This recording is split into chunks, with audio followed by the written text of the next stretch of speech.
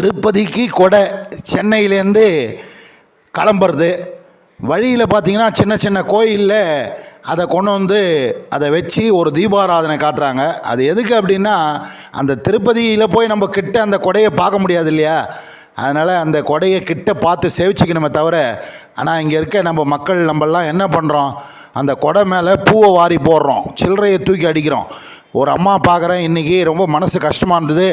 அந்த கொடையில் இருக்கக்கூடிய அந்த ஒரு நூலை பிடிச்சி இழுக்கிறாங்க. என்னம்மான்னு கேட்டால், இதை வீட்டில் வச்சுட்டா திருப்பதி பெருமாள் எங்கள் வீட்டுக்கு வந்தா மாதிரிங்க அப்படின்றாங்க. அப்படி எல்லாரும் ஒரு ஒரு நூலை பிடிச்சி இழுத்தோம்.